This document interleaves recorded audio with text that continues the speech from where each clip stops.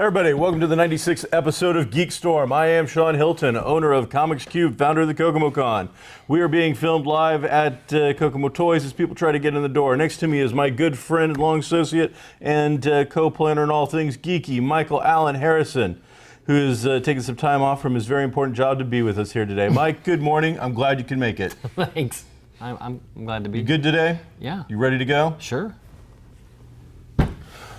Why is it that here in the United States of America, we can't go to a movie without people being shot? I don't understand it.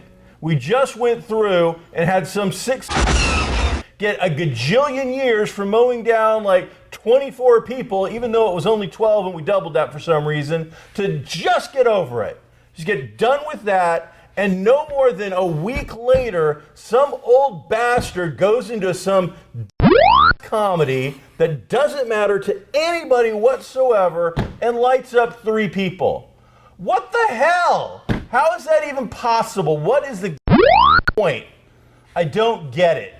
It doesn't make a lot of sense, and I'm not quite sure why. At this point, you and me just need to go get a carry and conceal permit, go down, buy the smallest handgun we can possibly keep in our pockets, buy flak jackets so that we can go see some god-awful Adam Sandler movie about video games so we don't die for the privilege of filming GeekStorm next week. Mike, what are your thoughts? I'm kind of worried that you might be armed right now, to be honest. It's seems you're really upset about something.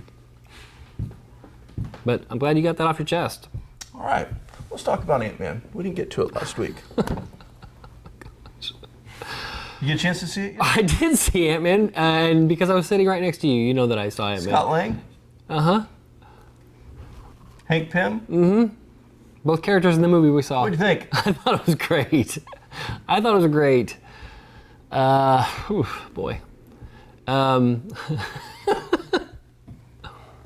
Yeah, AntMan was good. I don't think it was the best Marvel movie of all time. I don't think it was the worst Marvel movie of all time. It was solid. It was different. It carried itself as a much, and this is not a pun intended, it's a much smaller movie, much more personal movie, much more character-driven, I thought, and then just all the big action.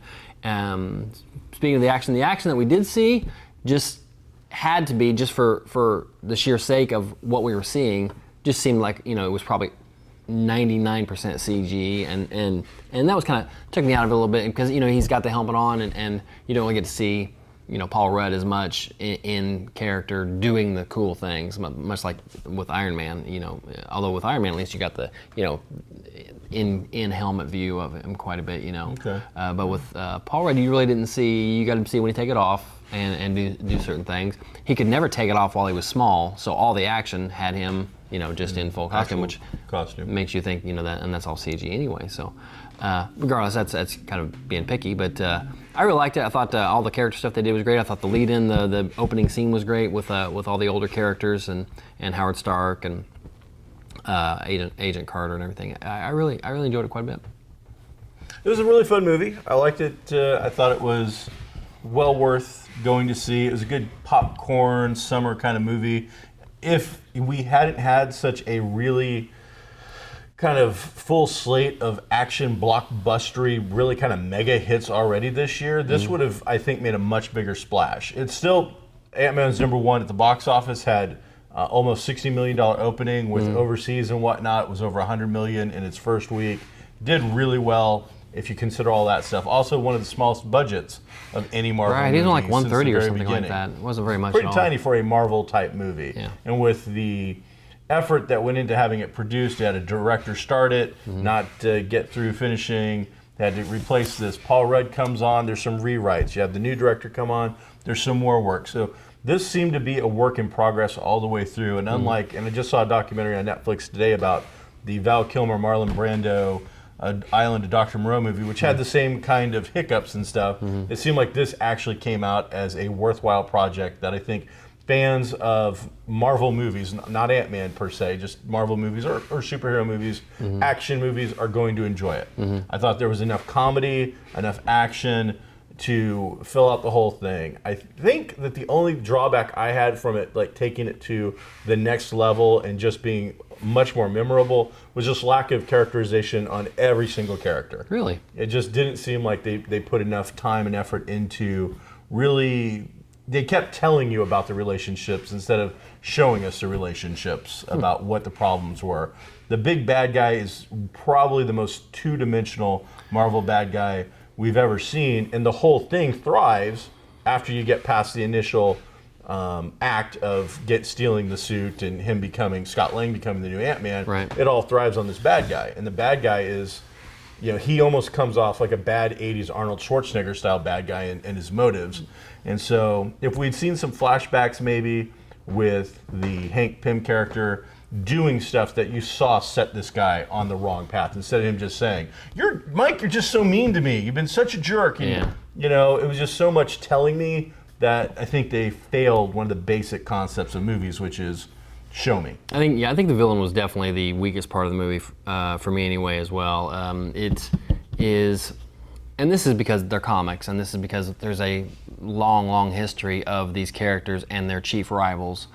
But Marvel, the comics in general they have got just a bad habit of having the villain be some type of mirror image, dark mirror image of the hero himself, whether protagonist.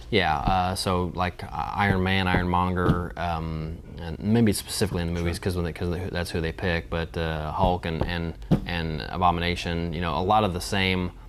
This is the good guy. This is the bad version of the good guy. The type of thing, and that's what we had here with this particular one.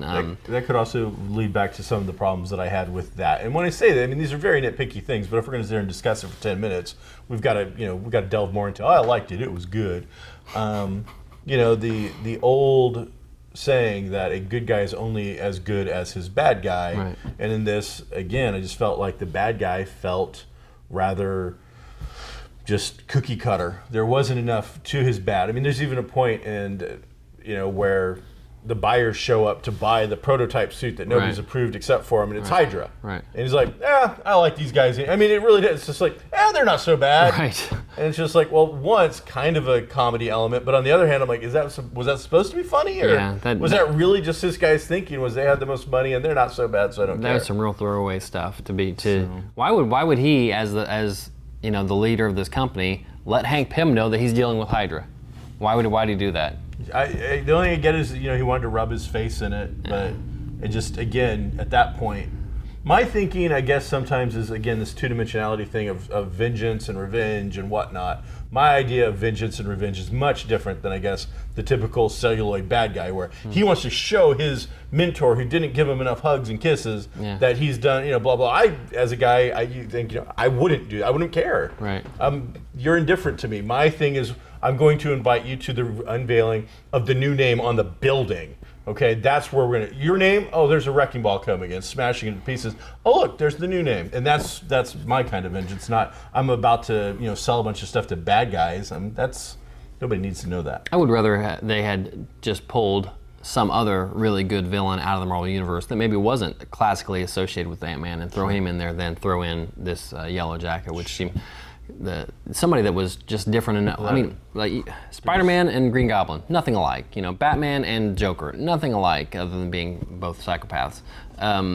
So it seems like those things are out there. I mean, and there's literally thousands of characters to pick from. They could have actually just had AIM.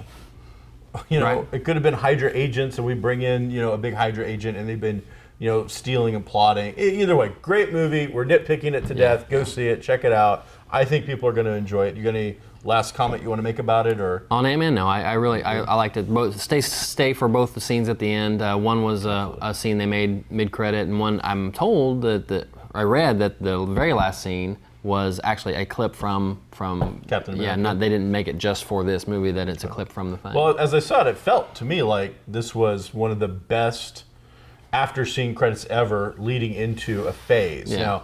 Now, when I say that, we're going to put in different reasons and whatnot. Seeing Thanos is cool, but that's like fanboy cool. Seeing him a second time was not cool. That was kind of lame. Seeing that kind of stuff, but this one, whereas it wasn't visually exciting, where we got to see like a super cool villain or something weird, we actually got to see some guy say blah blah blah, which directly leads into another movie. You just got a 15-second preview of not only the characters of the movie, but what's going to be going on in the film, and that really I liked a lot. And then with the pre-scene thing ending with the waspy kind of thing, that was the type of thing that I think we normally would see. So you got them both. You got both flavors, and I think they both work. Right. I'm sure you're going to see. Obviously, you're going to see Ant-Man show up in Civil War. Although I read that Wasp won't show up in Civil War, but will probably be in movies after that. Probably Avengers movies, I imagine, not necessarily Thor or anything else. But Michael Douglas did a great job. Everybody did for the most part. Yeah, I can't think of anybody. Even the Michael Pena role of his Hispanic buddy that was very funny, kind of comic relief. Yeah, he was almost a little too silly, but just enough, because the movie is full of humor. It's not, and it's not a comedy by any stretch. But he almost made it a little too silly for me. But still, I enjoyed it. And, I felt like he walked up to the line and put his toes over it a couple times without going fully over it, and then they would bring it back in. And they had the rest of the crew do it. But he was definitely the face of those kind of faceless guys. Yeah. Now, related to Ant-Man, but not part of the movie. We're done with the movie. All the news that came out after the movie. So everybody's like, oh, it didn't do that well. It didn't do huge box office. It did really well compared to almost every other movie out there. Right. Compared to budget, it did well. So that finally dies down. Then there's some uproar about the Wasp and females being used in the Marvel Universe, and how, spoiler, the Wasp's original mother dies, and how this is, again, treating women badly. That dies down for a second. Then it goes into Edgar Wright, the original director, wasn't involved. What would he have thought, and how would it have been different? That dies down. So they are making internet news cycles, one story after another, for well over a week after this thing was launched about the movie. That it seems to me that it made enough splash that people are interested in clickbait to keep clicking all kinds of little things left and right. So well, everybody wants to get a piece of that particular pie. They want to be able to draw you to their site because Ant-Man's on, Ant-Man's big, Ant-Man's the thing this week. So what Ant-Man story can I come up with? I wonder what real ants would think of this movie. I'll put that down. And somebody. I want to click on that. Real ants react to the movie, and then there's a lot of that stuff out there. So people just capitalizing on the popularity of something that they didn't create. The CW has been posting out a lot of different things that have been coming up. I've seen a lot of casting for both Arrow and Flash. Some talk about casting for Supergirl, not on the CW, but Supergirl TV show as well. I think for the very first time ever, they've announced a character that when I looked at, I was like, what? It's for Green Arrow. I think he's in the 3rd episode, and his name is Double Down. Yeah, I don't know. And for the first time ever, I saw the name of a character. I'm a huge Green Arrow fan, and have been forever, and I'm like, who the hell's Double Down? Yeah. Internet looked him up. Oh, he is a real character, but he's some Flash villain. Yeah. And I'm like, all right, whoa. He's a Flash villain. You have a show called The Flash. Right. But we're going to bring him over to Arrow. Okay. It just seemed weird. I watched the San Diego panels for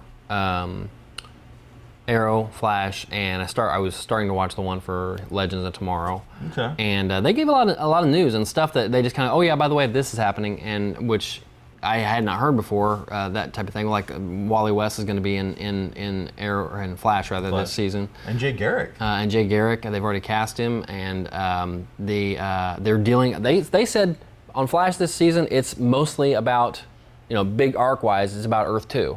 And there's gonna be a lot of that in this season, and Zoom is the main bad guy apparently, and so they had all the major characters up there, and obviously Reverse Flash is there, and because he was on the panel, and he's gonna be in this season, I assume, and so they talked about that. Stephen Amell came out. Arrow was first. Nice WWE intro he did. Yeah, and that seemed to me like he was maybe, and this is maybe just me, like he was trying to get that Loki thing that Tom Hiddleston did by coming out in costume and saying that this is going to be Green Arrow instead of just Arrow. He didn't get the crowd reaction that Hiddleston did. I think probably just because he's much more accessible, and you've talked many times about his Facebook's presence, and also he's on TV every single week. Now you watched the whole his Arrow, whole thing? Yes. How did that start? He just walked out there. All right, see, and here's the thing, guys. You're actors and whatnot. We do this on 3 cameras, and Mike does some stuff, and he edits and whatnot. But the Hiddleston thing worked because they had the normal panels come out. Right. They started it off, and then they did him interrupting it in a very cinematic-like fashion. Right. Just if you and me to walk out and be like, blah, blah, blah, it's cool, Right. and I'm sure we'd have a couple people go, whatnot. But instead, if they'd had the whole cast show up and go, I'm really sorry Steven's not here, his baby's got a toothache, or his wine place exploded, or he pulled a hammy, sorry. And then all of a sudden, like 5 minutes into it, there's, zip line or something. Yeah, he comes in and does that. Then all of a sudden, I think people would have lost their shit, and it would have been a lot more fun. Yeah. So it was it was a very long speech, and the climax being that it was Green Arrow instead of Arrow and all that, and that was kind of cool. The suit looked just okay to me. It wasn't anything special or really. There's a new weird looking. pad here that I didn't really understand. Yeah. So it'll be different, but and they talked about back to the panel. Apparently they did that right before the panel. He goes back and changes, and they brings everybody out. So. Excuse me. They did the panel, and there wasn't a ton of new news on there, but the more news I got was from the first 10 or so minutes that I saw of the Legends of Tomorrow panel, in which they had everybody out there, but the Legends of Tomorrow being the new CW show, right? That's going to have a whole new cast, but take the Atom from Arrow, and a couple of characters from Flash, and create a new show called Legends of Tomorrow. They were saying how they're seeding that show. That show's not going to come out till like a mid. They said mid-season, which makes me think November, December, or whatever.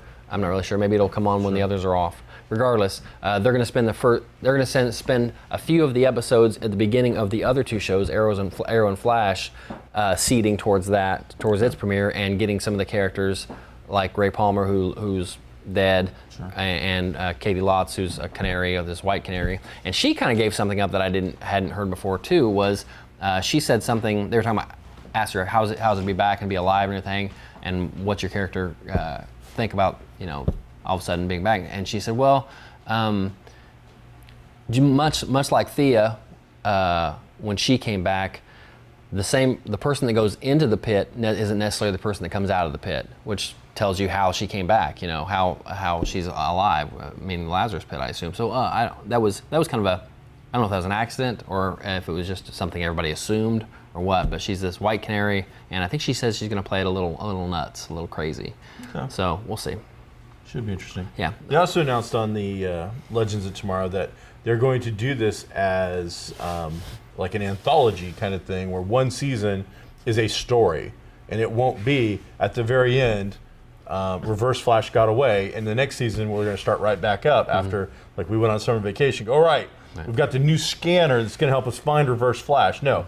Story's over. Now a couple characters may not come back. It's not like a death thing. It's just like they've served their purpose. Right. This is a great way for them to showcase some of the other DC characters and do stories, I think, in a manner that could be very enjoyable. And also great business in that they can introduce characters in the other 2 shows, and even that show, and see what kind of reaction they get. And if they're good, they can pop them in this Legends show and have them be a regular for a season or so, instead of getting their own pilot, that type of thing. And they showed Hawkwoman, or the girl that's going to play Hawkgirl, and then they said that Hawkman is also going to be in this Legends show also. So they haven't cast or anything like that, but it was interesting. I always like watching those things. They were real short, and I liked it that it was pretty much 1 question per person all the way down the line, 3 audience questions, and pow, they were out. And then they brought in Flash, and they did the same thing, and then they brought in the next group. And so I think there's a Gotham one that I haven't watched yet, and so Michael Chiklis has now been cast for Gotham for the full season. Yeah, so it sounds like Moody's out and Chiklis is in. Yeah, I don't know if he's a good guy, bad guy, or what, but he makes a good bad guy. Yeah, he's a good actor, so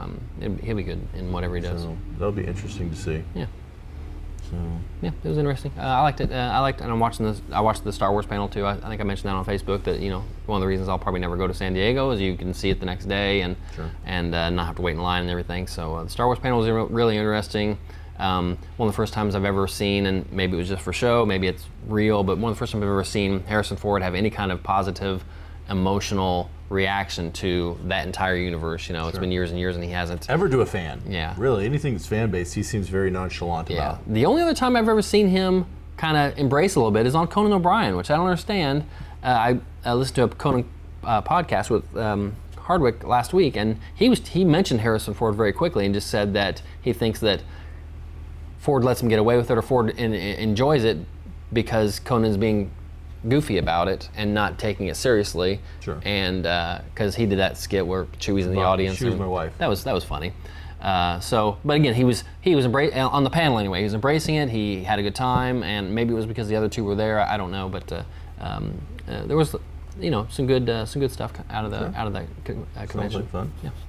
Hey, in the comic book world, DC's long-running 14-time Eisner Award-winning comic book, The Fables, has come to an end.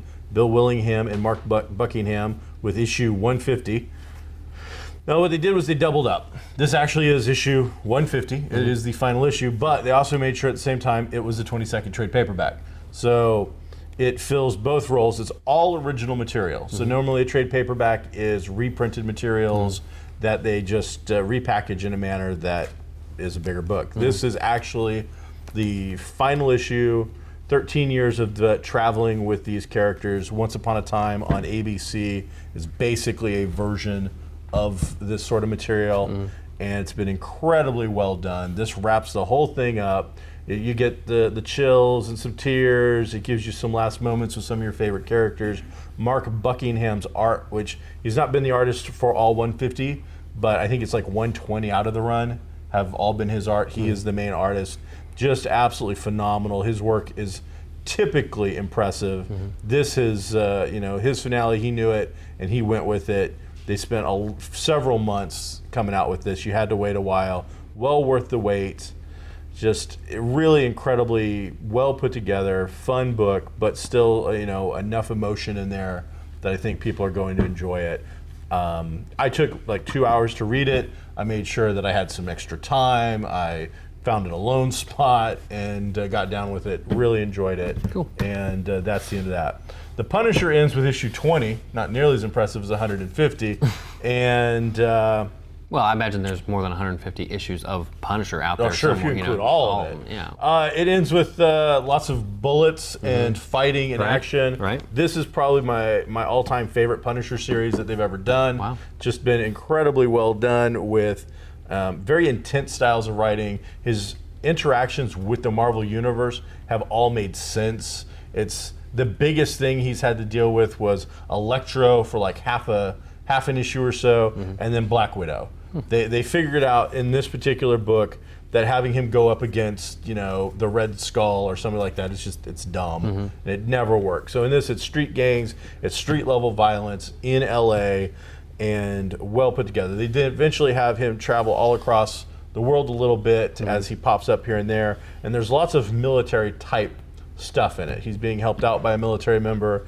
The new Howling Commandos are basically instructed to hunt him down. So a lot of military aspects. It felt a little more realistic than the stuff we've seen in the past, and so a fitting end.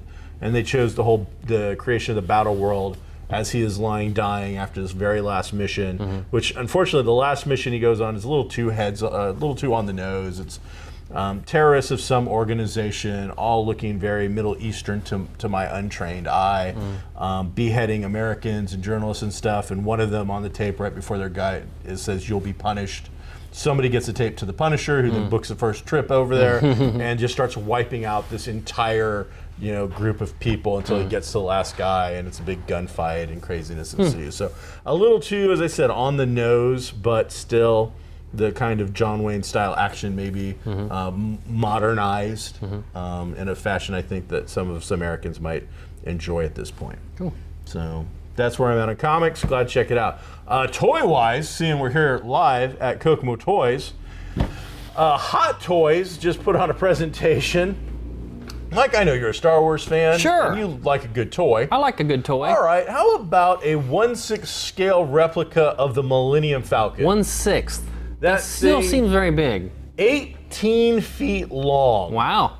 Now, the original pictures I showed Vader and Stormtroopers with it, and I'm like, I mean, the Vader and the Troopers looked really big compared to it, so I'm like, oh, that's not that impressive. Until you found out they were 1/6 scale figures, so Vader is that tall, and the Stormtroopers are all that tall, and the Stormtroopers can fit underneath the Millennium Falcon. Wow. So they showed pictures then of normal people next to it, and it's holy cow crazy. Now, I don't do the square box thing and go put it here, but if that happened, just so you could see the scale of this thing, it is amazing. Wow. So, hey, Kokomo Toys people, when are we going to have the Hot Toys Millennium Falcon toy in here? We'll have 30 of them next year. 30 of them next year. So, any clue what the price is, anybody? I've seen how big it is, but I don't know that they've released a price yet. They said it wasn't going to be for sale. Oh, it's not for sale. Just for that. So it's just a demo piece. Although, well, the demand, I'm sure it will be. I mean, I can only imagine. I mean, that we're talking, you know, The mouse likes his money. the amount of money it takes to build a house in Kokomo is how much this toy is going to be. But we know for a fact that there are fanboys out there who've got deep pockets. Sure. The thing is at this point in the collectible, it's not about the money. If it's $50,000, there is 20 people in the world that will come up with it, and the profit margin will be worth some guy hand making these things to those specs. Yeah. He'll make so much money. I mean, It is just plastic. you know, yeah, he's going to make his money. But now, what kind of fanboy has a room that you can put an 18-foot long? And now this isn't height. I don't know how tall it was. It was probably 5 or 6 feet tall. On top of that. Where do you put it? I don't know. I mean, you're going to have to buy a warehousey kind of situation. It'd be like because this. you're not going to just put it out either. Right. I mean, once you buy that bad boy, Right. you're buying some other crap. Right. It's going to happen. You can't just buy a Millennium Falcon. You're going to have the 1/6 scale Chewbacca. You're going to have the whole crew in the thing. You're going to have 2 or 3 Chewbaccas because you got to have one of them in the pilot thing. You got to have another one of them playing whatever that weird hollow chest thing is. So you got to have 2 of those. You got to have like 100 Stormtroopers because the only way I see anybody doing it, because you don't want this thing hanging from the ceiling. That would look weird. Is you're going to have to do the scene where it's captured in the Death Star in the first movie. So to do that, now I've got to have 500 Stormtroopers or whatever, maybe 100. You've given this a lot of thought. Oh man, it's just dude, once you see something that impressive, it really is for plastic and fandom and just what it's worth and how it's about. It's just like, holy cow, that thing really exists. Even if it's just for a demonstration, because now the demonstration model exists. What happened to it? So it either got sold, it's going to go to auction, it's going to be given to a charity, something's going to happen with it. It's going to be pretty cool. Next week I'm not going to be here. You're not? No, you're not going to be here. I'm not. He's not going to be here. We're not? We're all going to Gen Con next week. That's right. So we're going to go check out, hopefully, the new Chill RPG that I'm hoping is going to hit. But most of all, the thing I'm most excited about and cannot wait for is the new Revelations of Mars from Ubiquity Exile Game Systems. Exile Game Studio, that's the game for me. I'm super excited. I know Mike is hoping to see some previews of Savage Worlds' New Han series that should be coming out soon. I don't know that it's actually going to be at Gen Con, but the Travels of Fafhrd and the Grey Mouser. You will be there live and in person with many friends from the 501st in a non-official capacity, just as the club at that one, hanging out, but taking pictures for free. Right. No charity involved this time. You don't have to do something weird. If they walk up to you and they're nice, they can take a picture of you. They can do that when we are doing the charity stuff. It's all free. We don't charge for anything. There are people who charge for their pictures, and it's ridiculous, but we don't do that. But it's not you. No, we don't do that. Because you're a good guy. We are. Great. Anything you'd like to finish up this episode with, Mike? I had my little thing at the beginning. Oh, you certainly did. And I'm good. Just the scrolling, opinions are not necessarily things that get me Think fired. people should go into the theater and shoot people? No, I do not. All right. Then I don't know that not. we're going to differ on opinion. I don't think any rational, sane person is going to... They may not agree so with the sorry I brought language this that I up. used with it, I'm so sorry I brought this up. but I don't think anybody's going to disagree with that. No. So... Maybe just your delivery, but... Oh yeah, now I could see where people might disagree with that. And I'm sure that this episode's going to be about 2 minutes shorter than normal, because that whole thing's just going to have to be clipped, or it's just going to be just beeps and Muppets at that point. They might as well just put in Fozzie Bear and Kermit. It doesn't really matter, but just really, really just set me over the stupid edge. It is sad. So there you go. Everybody, thanks for checking out GeekStorm number 97. I don't know. I think not next week. 95. No, you're off. 96? 96. Well, 97. 97. Well, we're eventually going to do a 97. Well, maybe not after this, but. So, hey, everybody, I'm Sean Hilton. This is Mike Harrison. We'll see you when we see you.